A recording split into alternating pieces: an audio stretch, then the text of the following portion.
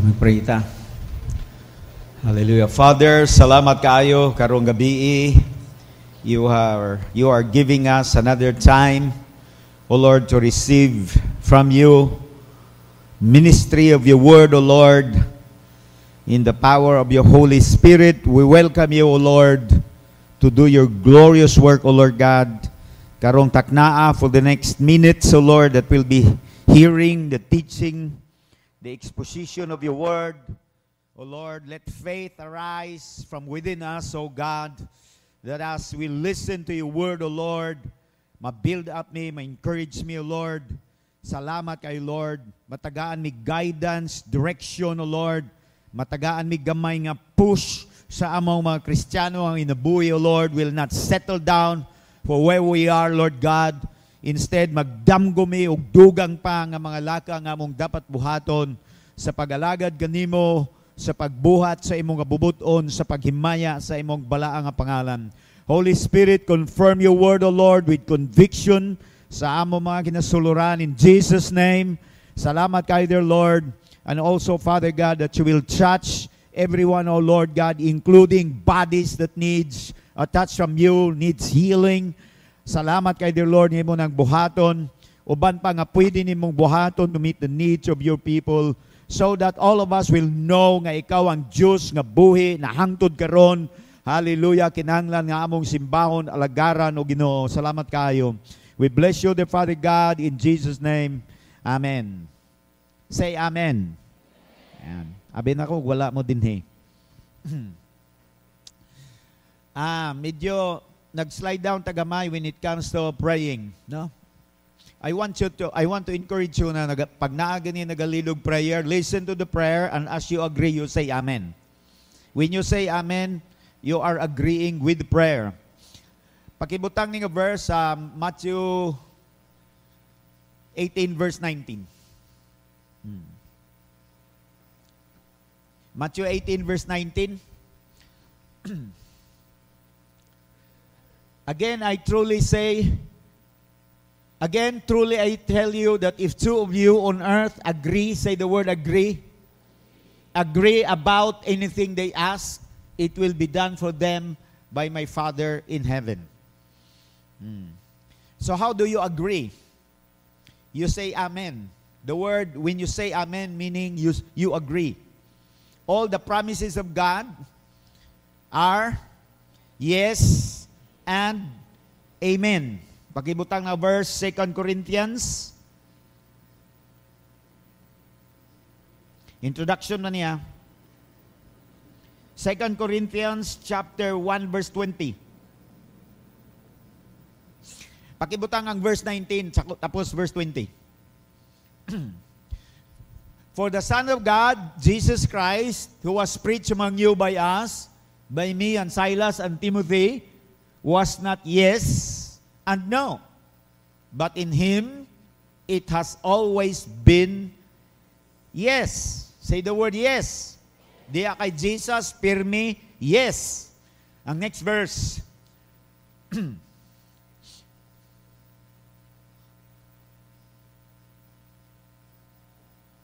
Asan ang next verse? For no matter how many promises God has made, they are yes in Christ. Tanan mga saad naghihimo sa Dios pulos na oo. Diya kang Jesucristo. And so through Him, the amen is spoken by us to the glory of God. Walagay mo ni amen. Practice. If you agree, say amen. Kinsa ang moingon og amen? Kita. Sige daw. Kinsa ang moingon og amen? Say amen. So through Him, the amen is spoken by us to the glory of God. Hallelujah. Amen. Praise God. Do you want to glorify God in your life and through your life and by your life? Do you want? Please remember, we live for the glory of God. We no longer own our life. Si Lord na ang tag-iya sa ato ang mga kinabuhi. Ingon ani ang nakasulat. 1 Corinthians chapter 6 verse number 19. Corinthians 6:19. Do you not know that your bodies are temples of the Holy Spirit who is in you, whom you have received from God? You are not your own. Dili na kamo ang tagiya sa inyong kaugalingon. Next verse. You were bought at a price. Therefore, honor God with your bodies. Some translation says, glorify God with your bodies. Amen. And so when we speak in agreement with the word that we hear, whether it is a direct quotation from the Bible or the word comes through the prayer of whomever was assigned to pray, we listen.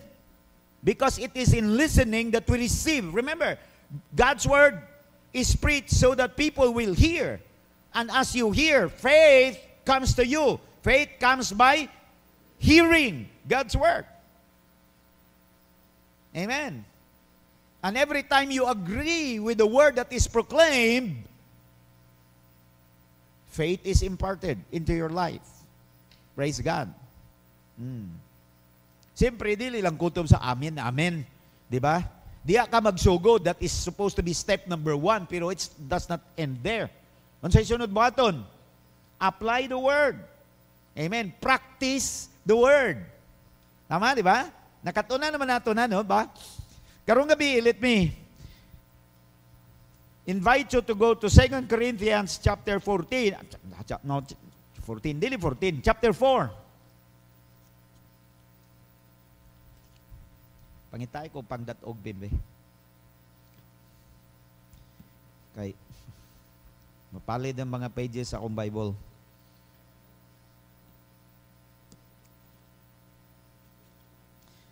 Second Corinthians chapter 4.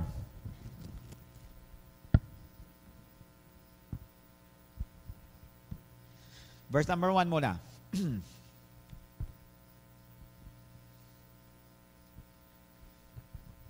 Therefore, since through God's mercy, we have this ministry, we do not lose heart. How many times we read this verse here? Many times. Amen? Taghan na kayo panahon nato nabasa ni. And when Paul said we, he's not just limiting the we to himself and 2-3 other people that comprises the team that he leads in spreading the good news. The word we includes you and me. All the believers in Corinth that Paul was writing to, and then the Christians that followed after them down the ages until today. Included, anang maungar word nga we. All of us were recipients and will continue to receive mercy and grace and favor from God. Say amen. Ikaw mismo, recipient ka of favor from the Lord. Tama ba? Everything that you have in your hands were all given by God to you. You may not recognize it or realize it or acknowledge it, but that's a truth, the truth from the Bible. Tanan, na-receive na to. Gikan kay Lord. Basahon na to, ha? Basig nag-ingon mo na, uy, hala, hasta na akong kaon. Mo bitaw nang nagapasalamat, pirmi? Gina-practice ba na ninyo magpasalamat, pirmi? Hasta nang magkaon, nagapasalamat mo? Panahon sa kaon? Ha? Tama na, kinsa may iwa pa nag-practice nga magpasalamat before magkaon. Kaya iwa pa nakakaton. Just be honest. No? Pero, tanan na, no? No? Gampo mo bisag sa restaurant, gampo mo? Restaurant? No? O sa balay lang kay at least balay, marag komportable. Restaurant, marag ulaw man, magampo ni restaurant. Diba, no? We pray because we give thanks for the food, because we acknowledge na ang pagkaon gi-provide ni Lord. That's why we usually say, Lord, thank you for this abundant provision. Di ba? And that's not just for the food, for all the things that we enjoy in life, including life itself, comes from God. 1 Corinthians chapter 4, ingon din ni sa verse number 7. 1 Corinthians 4 verse 7. For who makes you different from anyone else? Who makes you different from anyone else? What do you have that you did not receive? Answer. What do you have that you did not receive? Unsay naa sa imo ang awa nimo madawat? Tingnan mo ito pa, dawat limpyo, manday ka. Kita tanan, di ba? What do you have that you did not receive? And if you did receive it, why do you boast as though you did not? But many times we forget this. That's why we boast, we brag, di ba? No? Manghinambog gayon ta, ana gani, no? Kaya nakalimot man ta nga hinantag man di ay, you know? Pag ikaw recipient ka, you don't get the glory. Ang magdawat o glory ang naghatag. Tama? Tama, ha? Mo nang dili ta makapanghinambog bisag unsa kay pulos ra man taning dawat og limpyo gikan kay Lord. And that is because of God's mercy and grace upon us all. Amen. And Paul was talking about this, no? I-connect ra ko nato ni iyang giingon nga we have received mercy. Sa Romans chapter 12, verse number 1. This verse is very familiar. Should have been memorized by many of us by now. Therefore, I urge you, brothers and sisters, in view of God's mercy. Praise God. In view of God's mercy, what do? If we acknowledge that we have received mercy from God, what should we do? Unsay buhaton? We should offer our life, offer our bodies as a living sacrifice, holy and pleasing to God. This is your true and proper worship. Nakaihubad sa Bisaya, pag-ibutang na, Bisaya.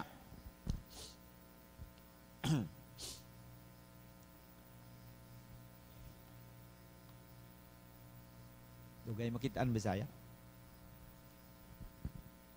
Inada ba yun? Di ba dapat computer, abtik na, no? Dapat, no? Busa, mga igsoon, tungod sa dakong kaluoy nga gipakita sa Dios kanato, hangyoon ko kamo sa pagtugyan sa inyong kaugalingon ngadto sa Dios. Ingon nga buhing halad, balaan, og makapahimuot kaniya, mao kini ang matuod nga pagsimba, nga angay ninyong ihalad. I like the last line. Mao ni ang patuod nga pagsimba. Nga angay ninyong ihatag ngadto kay Lord. Kaya nga ang pagsimba sa simbahan, although it's important, but it's not enough. Nga nakaadto ka sa simbahan, nakakanta ka, you know, ana-ana, and then the rest of the week, you live your life for yourself. Kasi pag ihalad na nimong imong ginabuhi, dili na ikaw ang tag-iya sa imong ginabuhi. Gihalad na, gihatag na. Di ba? I-surrender na nimo ang imong ginabuhi. From that moment on, someone owns your life. And that someone is the one that will direct your life. Praise God. And that is because He has shown mercy to you and grace upon your life. Hallelujah. And so Paul was talking about having been a recipient of God's grace. He understands, together with the mercy of God, he received a call to serve God. Ang kaluwasan o ang kaluoy o ang grasya sa Lord, ni Lord, dili lang kaluwasan, dili lang pasaylo sa atong kasalanan, dili lang bag-ong kinabuhi, dili kahigayunan na mag-alagad kay Lord. Nasabtan? Tinaw na? Klaro na? Kaya yung uban, nihunong lang sila diha sa, say salamat, bunagin ako, salamat, bag-o na akong inabuhi, ay salamat, pagmamatay ko, langit na ko, tira sila kutob. Unya, wala na sila naging involved, wala na napagamit kay Lord. Nung kontento na lang sila na balik-balik, simbahan, gani. Dili na mawang naasa hunahuna ni Paul. Dili na mawang example na iyang ipakita. Kaya nga, go back sa 2 Corinthians 4, the beginning of the chapter 4 verse 1, mingon siya, 2 Corinthians 4 verse 1, therefore, since through God's mercy, we have this ministry, nakasabot siya nga ang kaluoy sa Lord, dili lang kaluwasan, nagdalag tawag sa pagminister, tawag nga mahimong galamiton ni Lord. Amen? And by the way, what ministry was Paul? What that Paul was talking about? The ministry of winning souls, making disciples. The ministry of preaching the gospel that will result in winning souls, and the souls that will be won will be made into disciples. Mga ministry yan niyang gisgutan. Hallelujah. Amen? Wala sa una-una ni Paul, nakutob lang sa sangyawan lang sila, niya mag-repent sila, niya mag-receive sila kay Jesus, niya born again na sila, niya kung mamatay sila, malangit na sila. Wala na sayang una-una. Kay dili na mao ang kinatibukan sa plano ni Lord, sa kinabuhi sa matag usa. Ang plano ni Lord, nga after sila makadungog sa gospel, mag-repent sila, mag-receive kay Jesus, mag-start ang ilang transformation and change, mag-start po sila nga gamiton ni Lord sa usa ka ministry nga giandam ni Lord para sa ila. Amen. So gitawag ka ni Lord, na imong tupad ikaw, apil ka, nakay ministry. You should be involved in that ministry. Amen? Praise God. Wala kay choice, ana. Dili pwede nga ang katunga lang mo imong dawaton. Katulang salvation, no? Redemption story, kausaban, katura imong dawaton, unya dili ka mo appeal sa ministry. Wala kay choice. Na, kaya na siya? Ha? Para na? Padayon pag sulat ni Paul sa 2 Corinthians, sa iyang letter, kaninga letter, if you go to chapter 6 of 2 Corinthians,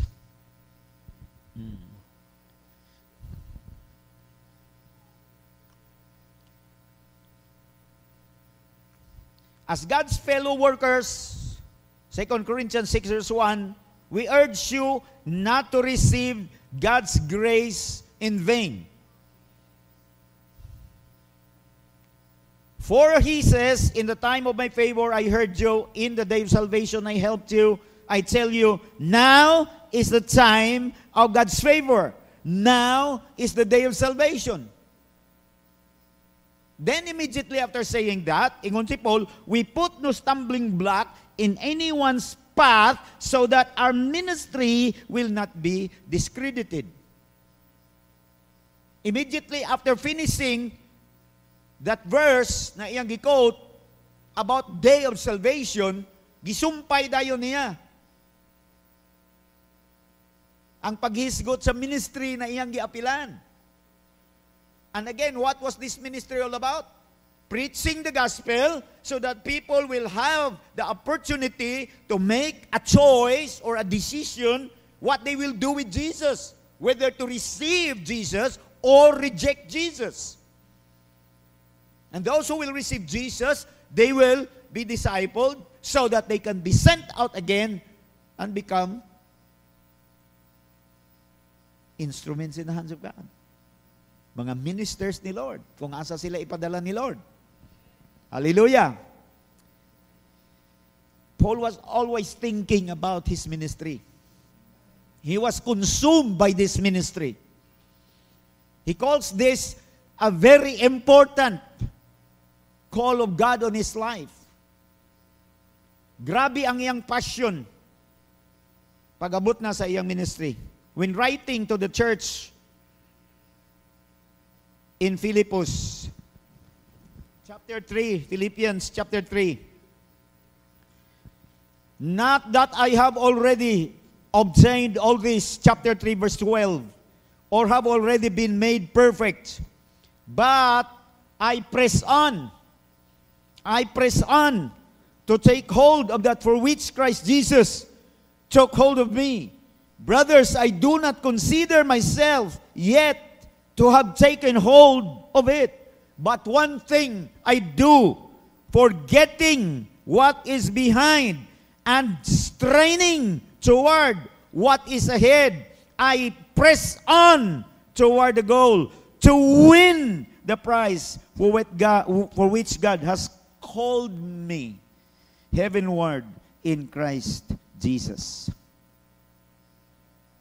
Inay mo katupad, ikaw apil ka sa tawag ni Lord. Apil ka. Walay excuses na. Hasta nang daghan pang mga Kristiyano din na nakuntinto lang sila sa ilahang Kristiyano nga, traditional nga Kristiyano, apil unta na sila.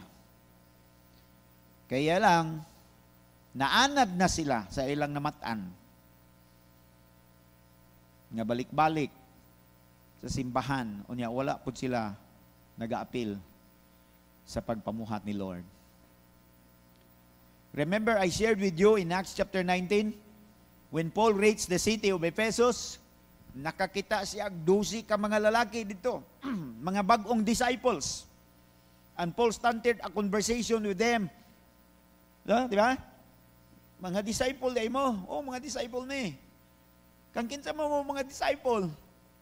Kay John the Baptist. How are you? Nabunyagan naman ganini. Wow, power kayo. Di ba? Di ba? Kadungo mo na. And then Paul introduced them to the Holy Spirit.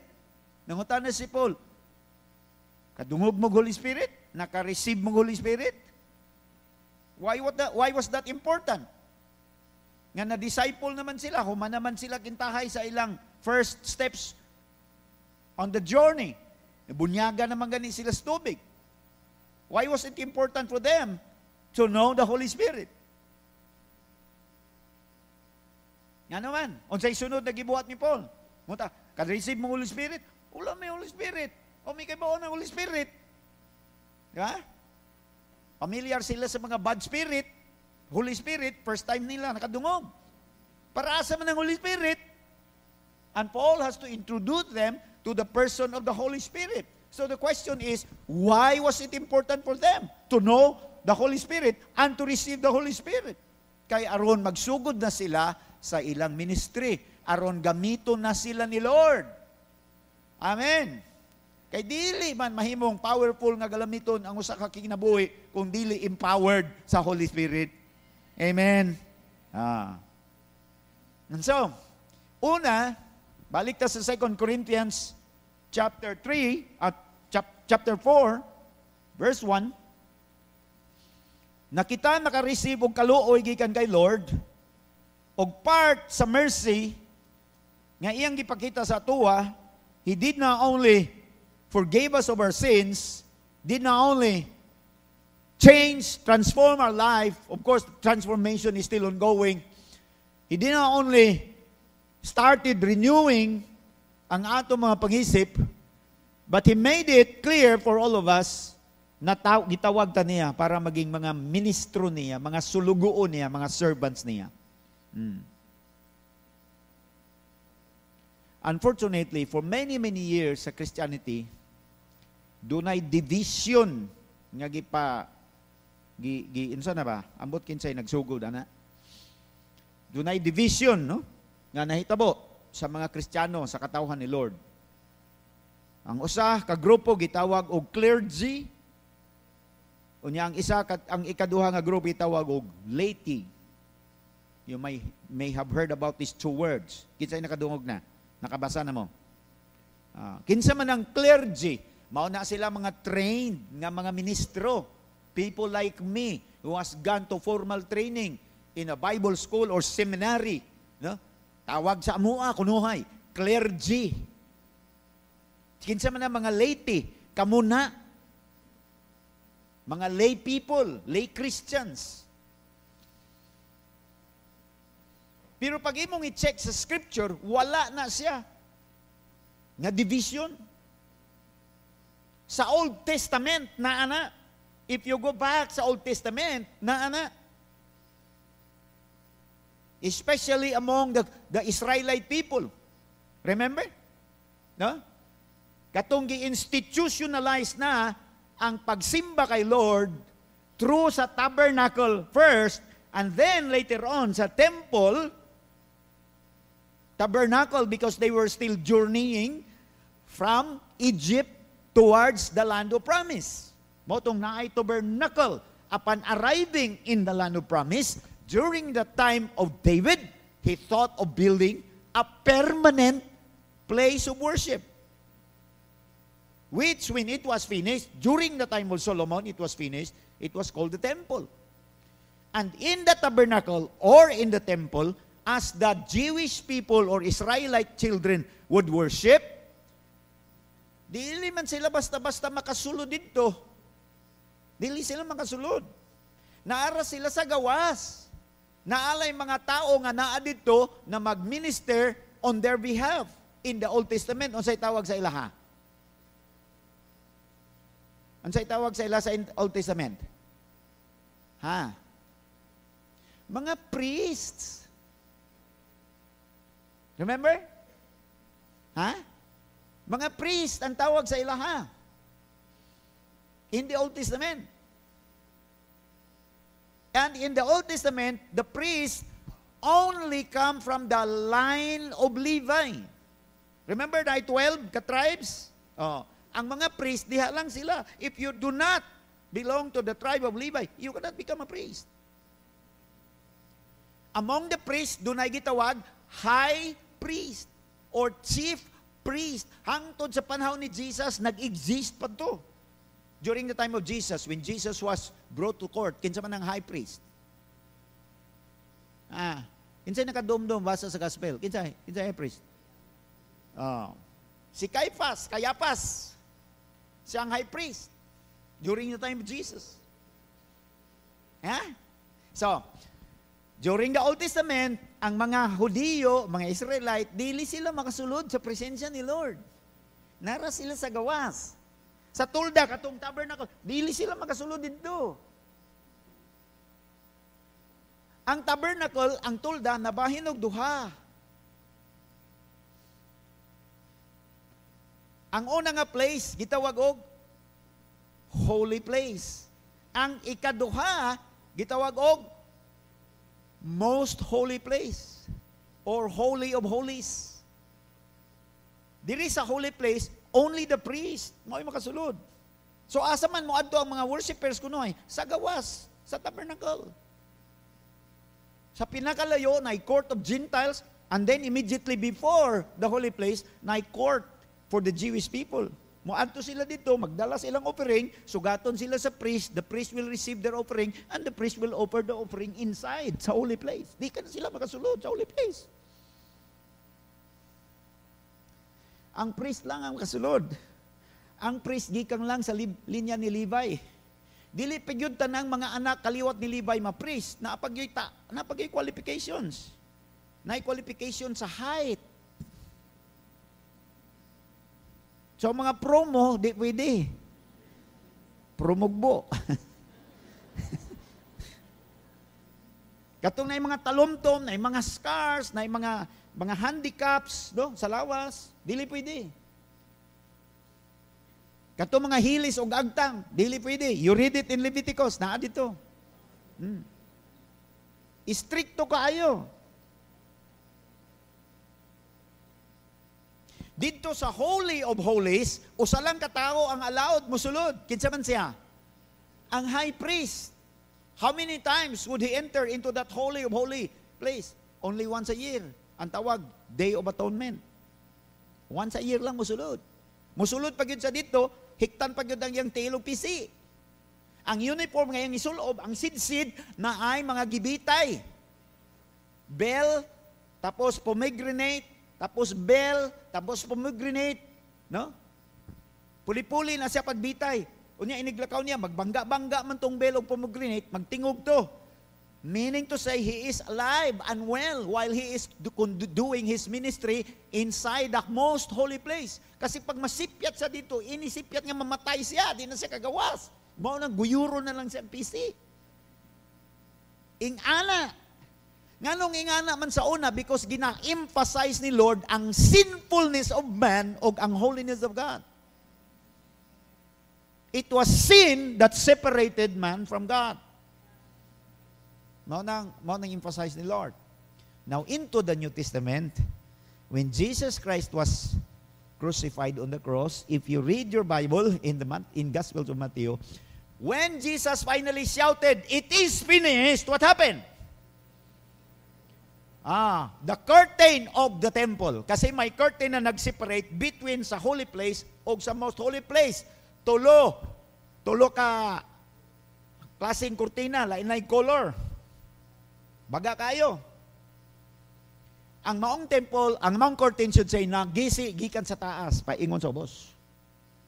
Signifying that God was now opening the way for all people to come into the presence of God. Wala na'y priests, wala na'y high priest. Si Jesus na ang pinaka-high priest o ang tanang nag-connect sa iya, naging mga priest. Ako aba na istorya, dili. You can read that in Scripture. Amen. Mao na nga si Jesus na ang high priest, ikaw, priest na sad ka. That is why may access na ka to the same presence. Amen. Amen. Sa una, wala kay access. Karon may access ka na through Jesus Christ. Hallelujah. Kaya ingon ang Bible, dilibian ni mo akong isiron ta. Pero sige lang. Tano ang explanation ni Paul sa Hebrews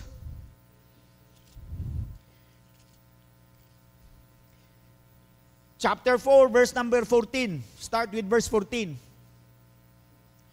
Paingon sa verse 16. Therefore, since we have a great high priest who has ascended into heaven, who is now our great high priest as New Testament believers. Kinsa na? Si Jesus Christ. Hallelujah. He is now our great high priest. Jesus, the Son of God. Tungod kay naa siya, atong great high priest, ding una siya pagsulod dito sa langit para sa tuwa, let us hold firmly to the faith we profess. Verse 15. For we do not have a high priest who is unable to empathize with our weaknesses, but we have one who has been tempted in every way, just as we are, yet he did not sin. Gikontrast niya ang ordinary human priest o si Jesus as a special kind of priest, not just priest, but high priest. We have one who has been tempted in every way, just as we are, yet he did not sin. Verse 16. Let us then, Paul, or the writer of Hebrews, was writing to all Christians, believers, scattered, wherever they were. Gi-encourage niya, tungod ani, let us then approach God's throne of grace with, say the word, with confidence. Hallelujah. Nganong confident naman ka dapat nga moduol sa presensya ni Lord? Kay gi-qualified naman ka ni Lord. Sa una, disqualify ka. Kay exclusive ang priesthood sa una. Karon inclusive na. Para na siya sa tanan. Ang only requirement is repentance and faith in Christ Jesus, who is the way, who is the truth, who is the life. No man can come to the Father except by Him. Hallelujah. So, let's approach God's throne of grace with confidence so that we may receive mercy and find grace to help us in our time of need. Hallelujah. In the Old Testament, it was totally different. Kaya na may mga procedures kaya kinanglan nimong sundon. Dili ka makadiritso na moampo nga to sa Diyos. Muagi ka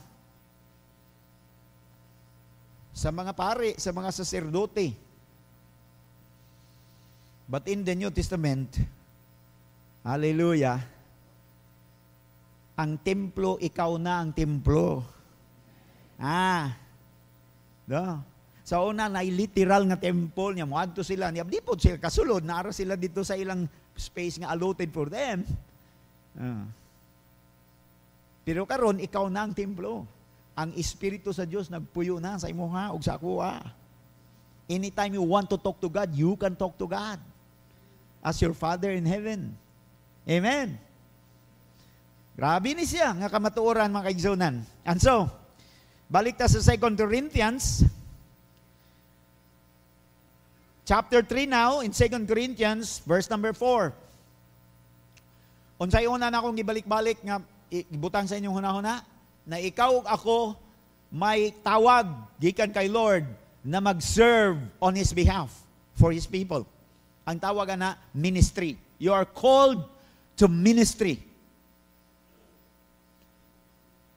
Sa chapter 3 verse 4, ingon sa dinis, such confidence as this is ours through Christ before God.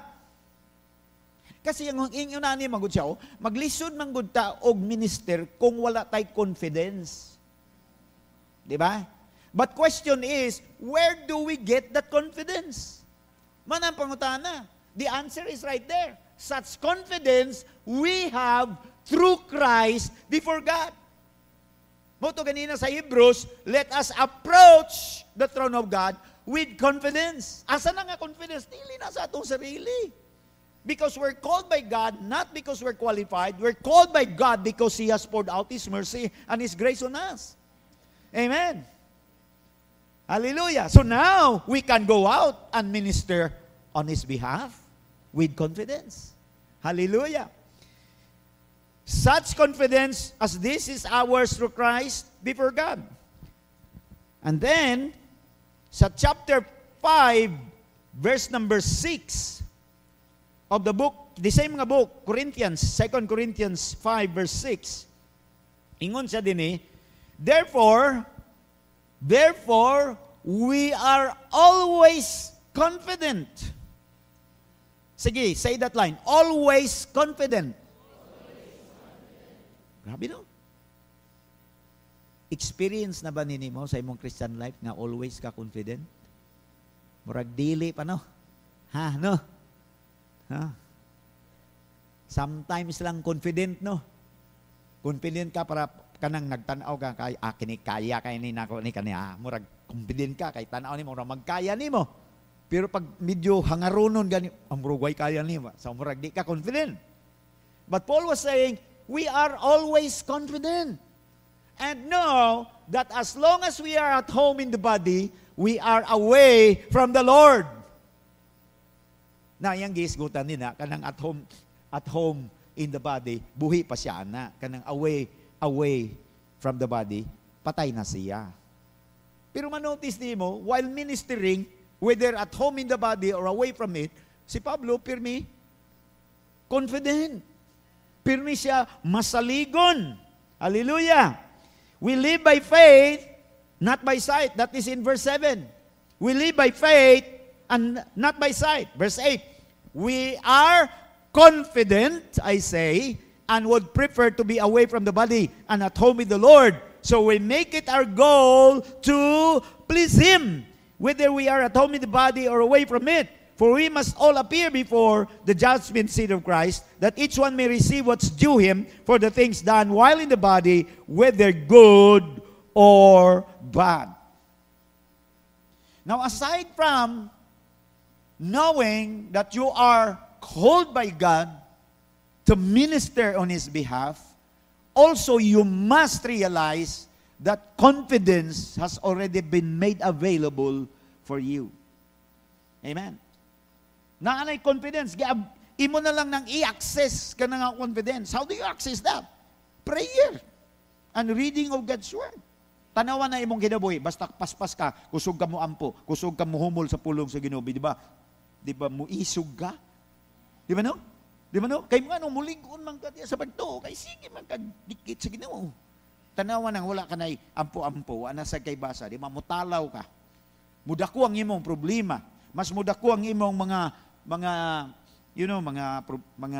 insecurities nimo, ang imo mas magiging conscious ka sa mga limitations nimo, sa weakness nimo, di man ko kaya, minus man ko, wa man ko'y ayo, bugo man ko, yung mga anak. Pero pag magsigi kag ampo, dut-dut ka dito sa presensya ni Lord, humol ka sa iyang pulong, mutaas ang level of faith nimo. And of course, with faith comes confidence, boldness, courage, bravery in doing the work of God. Why was David so confident in facing the giant? He was young. Nganong isog man kayo sa nagiatubang niyang higanti? Di ba? Gigara-gara pa siya sa higanti. Gikansyawan pa siya. Unsa ka? Nagdapa kag bunal sa mangko itoy.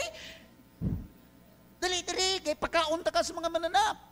Gikutya pa siya. Gibuli pa siya. Unsay tawag niya nila nas basketball? Di ba? Gitrastok pa siya, higante. Gitrastok pa siya. Pero nga nung confident man kayo siya, asa man siya nagkuha confidence to face that giant when the rest of Saul's army were shaking in fear, including the king himself. Asa man siya nagkuha kaisog? Kasi si David, nasa relationship sa iyang Diyos. Kaila siya kin sa iyang Diyos. The Lord is my shepherd. I shall not be in want. Dili lang niya memorize as a line. This was his real experience in his life. Mo na makaingon siya, Senior Ari, giubanan ko sa Diyos nga akong magbalantay. Tungod sa iyang pag-uban, I fought the lion, I fought the bear. Killed them all. Kinihigantihan ni, kaya gyapon ako ni. Pero ang yang confidence, wala siyang sarili, nasa Diyos. Hallelujah. Amen. Maglisod ka pag sugod sa imong ministry kung wala kay salig sa Ginoo. Amen. So kung sa imong buhaton, know your Lord some more. How do you do that? Immerse yourself in His Word. Read His Word. Read the stories from the beginning from to the end, and then again, sige lang basa yun. Ang Espiritu sa Ginoo, make His words real to you as you read. Hallelujah. Amen. Siyempre, makatabang po, practice na ka. No, kaya diha ma-develop ang confidence sa sige kang practice. Di ba, no? Di ba, no? Tama, no? No? Hay, kahadlok. Kahadlok. Di ba, no? Anak ka, di ba, no?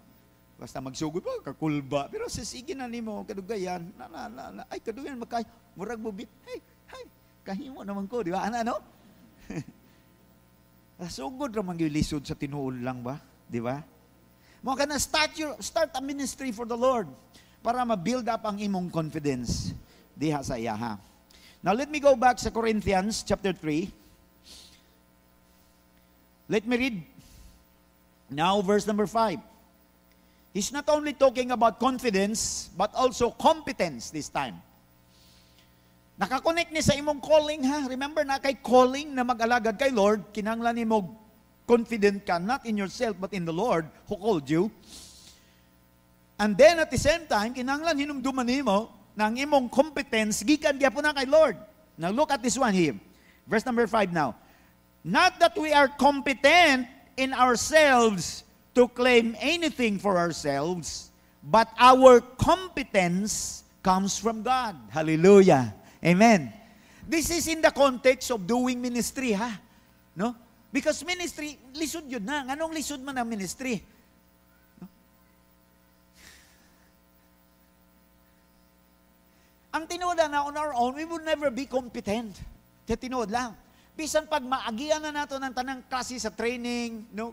Taas nga training, ubos nga training, left, right nga training, yellow nga training, blue nga training, purple nga training, tanang klase in training, maagian man na nimo, you will never be competent enough. Ang only nato nga chance is to rely in the Lord's grace and mercy. Because that is where our true competence comes from. Because reality would remind us that our ministry is moving. Because people are moving. The fact that there are pila ka libo sa katao ang imong ministeryohan niya, wala may usa ana nga parihas. Tama, di ba? No? Wala yung usa nga parihas. Kaya tawag individual gani. Wala yung usa ka tawo na parihas. Lahi gyud ni siya, lahi pud ni. Di ba? So dili ka maka-come up with one formula that will fit everyone. Lain-lain man ang need, lain-lain ang sitwasyon, lain-lain ang ilang inagiyan. You understand? So ang competence nimo, dili yun na pwede diha nimo huguton sa imong sarili. Ang competence that will meet the needs. Kung diin ka ginatawag ni Lord na mag-serve, mag-minister, would only come from God. Muna si Paul nagingon, our competence, let me read again, not that we are competent in ourselves to claim anything for ourselves, but our competence comes from God. Say the line, my competence comes from God. One more time, my competence comes from God. Hallelujah, amen. Now the next verse says, He has made us competent as ministers. Now this is something that you have to realize, no? When you read the scriptures. You know, abi ninyo, si Lord, pag mag-istorya siya sa tao, no? No? Bisag maupay pagsugod niya, human na. In fact, wa pa siya kasugod, pero ang iyang declaration, human na. Pag istorya ni Lord kang Abraham, ingon si Lord kang Abraham, I have made you a father of many nations. Past tense na. Pero maupay pagtawag niya, kang Abraham, bago pa lang niya gingnan, Abraham, hawa sa imong lugar, adto ka sa yuta na akong isaad nimo, panalanginan ta ka. And you will become a father of many nations. Pagkataon-taon, mingon siya, I have made you a father of many nations. Humana. Pero wala pa. Ano? I-check na ninyo ang story. Remember the story of Joshua? When he was about to conquer Jericho, tanawa, i-check na to ha. The same na, mauna ang istorya ni Lord, kang Joshua. I have given you the city. Asa kanina mabasa? Book of Joshua, chapter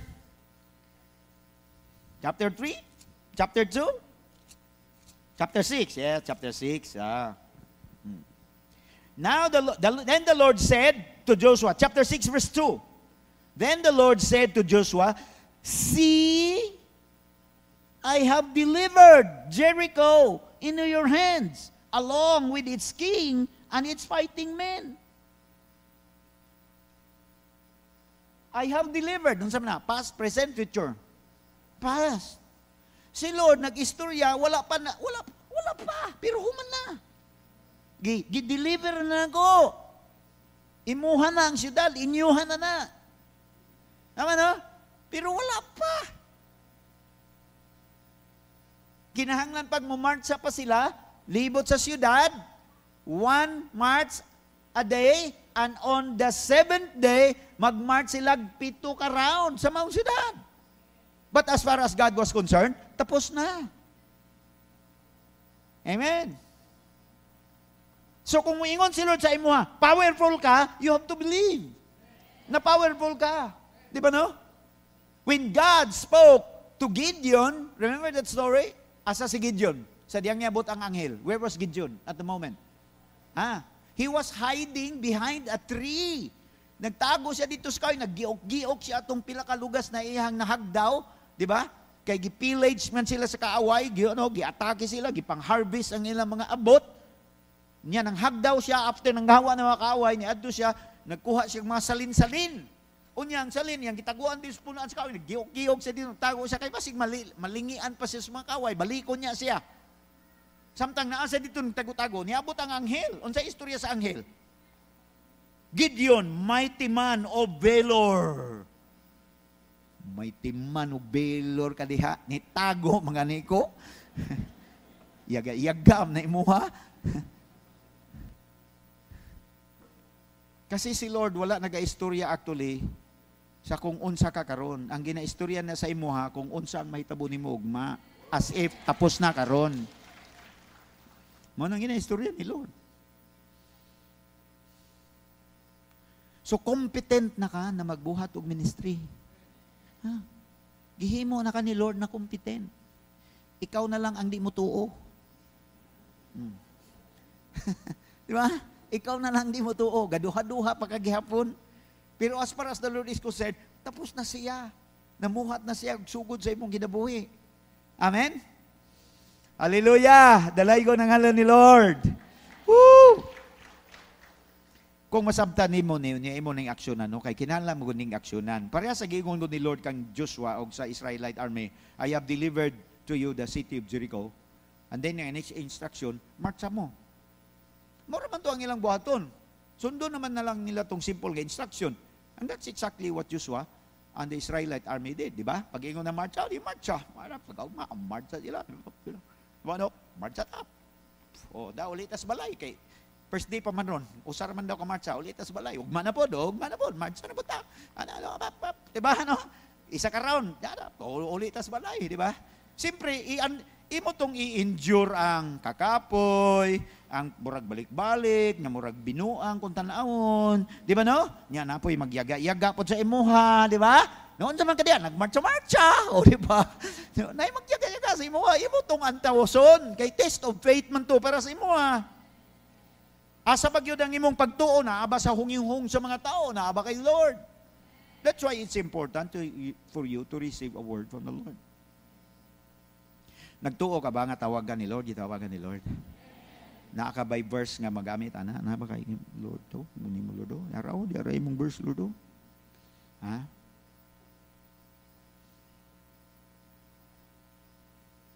Kaya abi ninyo kasagaran diri man ta magtan-aw sa doon sarili. Niyang yawa po, bright man kayong yawa. Ano mo, may balik-balikon niya, ikaw, kay ayo, minus ka, disqualified ka, ana gani, bugo ka. Ba, mo man ay permi isulti sa yawa, no? Karong gabi, kinsay mo rise up, musalig sa giingon ni Lord, diya sa iyang pulong, og magsugod nga mutuman sa giingon ni Lord. Amen. Ha? Hallelujah. Unsa man ang sikreto ani? Sikreto lang yun ani, kinanglan ta permi mag-relate sa Espiritu sa Ginoo. Mura ang sikreto ani. Now, let me read, go back ta sa chapter 3, 2 Corinthians. Paul was using this passage here, using an account sa Old Testament.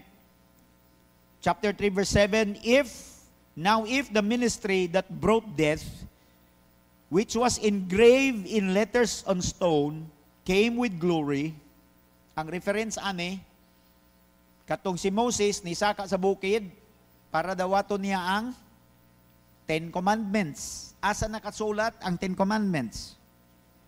Sa tablets of stones. Tablets of stones, back to back. Kaya si Lord ang unang naghimong tablet, dili ang China. Gisuwatan niya 10 Commandments. Ang kamot mismo ni Lord ang nagsulat sa 10 Commandments. And that was glorious. Mahimayaon kayo to kay pagnaog ni Moses, ang iyang ulo, ang iyang naong, grabe, ni siga og maayo. But Paul was saying here that was glorious, so that the Israelites could not look steadily at the face of Moses because of its glory, fading though it was. Verse 8, will not the ministry of the Spirit be even more glorious? Paul was arguing to prove his point nga kung glorious tong mao nga ministry, nga mga litra ramang ganito nga naas bato, mahimayao naman ganito, unsa pa kaha ang ministry nga tinukmod sa Espiritu sa Diyos. Mas glorious pa, mas powerful pa. Kinsa man ang gamito ni Lord, ani nga ministry, ikaw o ako. Di ba? Hindi nagpadayon siya sa pagingon. For what was glorious has no glory now in comparison with the surpassing glory.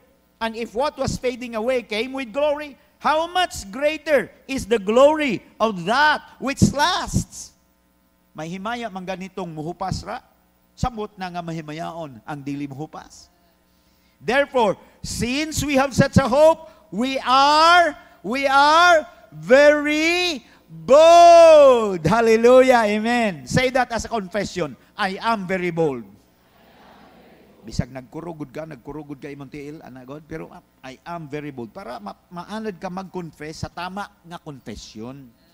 Amen, no? Para mag-build ang imong faith diha kay Lord. Di ba? I am very bold. We are very bold. We are not like Moses who would put a veil over his face to keep the Israelites from gazing at it while the radiance was fading away.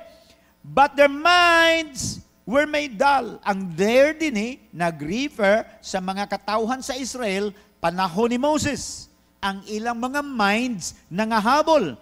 For until this day, the same veil remains when the old covenant is read. What Paul was saying here was, magbasa ka sa Bible, Old Testament ang Bible sa una, wala pa yung New Testament, basahon sa mga Israelite, di sila kasabot. Kaya nga naman, litra raman, wala pa man ang espiritu na muhat sa ilang ginabuhi. Mo nang bisag unsaon nilang basa, di sila kasabot. Malibog lang hinong silang samot. Kaya wala man na-activate ang Holy Spirit diya sa ilang kinabuhi. Amen. And so, but whenever, verse 16,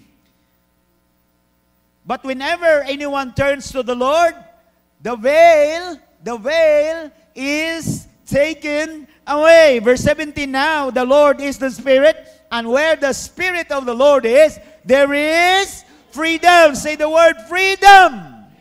Bisan asa gani ang Espiritu sa Diyos na ay kagawasan. Ang pangutana, naaba sa imo ang Espiritu sa Diyos. Kay kung kagawasan. Magdala siya kagawasan. Kung naa siya sa imo hangin buwi. And then verse 18 is a powerful verse.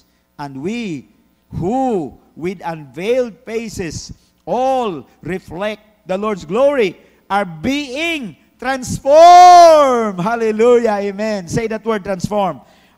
We are being transformed. I am being transformed into His likeness of Jesus, with ever increasing glory which comes from the Lord who is the Holy Spirit. Here is the point, mga kaigsunan. Pag magsigil lang yung kag-connect sa Ginoo, no? Pinagi sa iyong Espiritu, magsigig ka transform na imong inabuhi. From glory to glory. Magsige nag-accelerate, magsige nag-increase. Dili pwede nang maulang gihapon. Wala na siyang nang maulang gihapon. Kumusta ka gang? Maulang gihapon. Wala yan. Ano ang nakasulat, oh? You are being transformed into His image with ever-increasing glory. All you have to do is claim that, believe na nga mo nang may tabo. Buhaton ni Lord si mong inabuhi. Kung ulawon ka, parehan ako, ulawon ko sa una kayo. Hinsa may mga ulawon, rebe. Para mo baga na imong naong simpur, raman to baga na. Sigihan lang sagpa na. Di ba, no? Joke lang bitaw na. Pero daghan sa ato, di ba, mga ulawon, labi na sa mga personality nga mga melancholic, no, mga phlegmatic, mga ulawon na, no? Kung bisa nga rin mga choleric, daga mga choleric, ulawon. Ang mga sanguine na may dili, ulawon. Di ba, no? Tama, no? Pero mga ulawon, no? Pero matransform na. From glory to glory. No? Gana mga talawan, talawan. Isa yung mga talawan, re. Mga hadlukan, taslakan. Tawag nila, taslakan. No? Hadlok, ugok, diba? Ukok naman na yung tao, kagamay, anak, pwede mo na ni mo, uka ka. Diba? Pero nga mahadlok man yun. Kaya naman na siya, diba? Naka-embed na kunuhay sa imong mind, hadlokan ka. But that can be overcome. All you have to do is invite the Holy Spirit. Relate with the Holy Spirit. Kinsa man sa inyo adin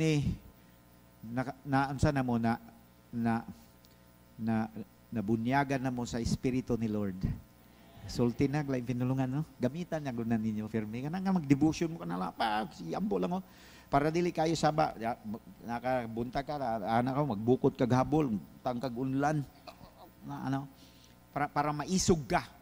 Mo na ang sikreto ni Pablo, actually kung basahon nimo, diya sa firme na himong renewed every day. Power kayo siya, kay iya nag-practice na mag-ampo gid siya diya sa Espiritu sa Ginoo. Pawala sa kakulba, pawala sa kahadlok, no? Build up sa kaisog para ang ministry nga gipiyal ni Lord sa iya magampanan niya, mabuhat niya. Bisag asa na si Paul maadto na yung mga paglutos, na yung mga problema, batuon siya, di ba? Hadlukon siya. Grabe, terrible mga kalisdanan niya. Magbuhi-buhi pa yun siya, kaya wala man to'y support sa Pablo mo, trabaho pa man to siya. Di ba, no? Hadlukon pa siya sa kagutom, hadlukon pa siya sa laugma, wala sa kay pamahaw, gani. Pero iya lang yun itong gilabanan, tanan, pinagi-sampo. Diha sa Espiritu sa Ginoo. And the good news is the same Holy Spirit is available para sa itong tanan. Manindog ta, mga isog ni Lord. Thank you for watching BCC Podcast. If you are blessed by the message, just click the subscribe button to get updated with our latest uploads.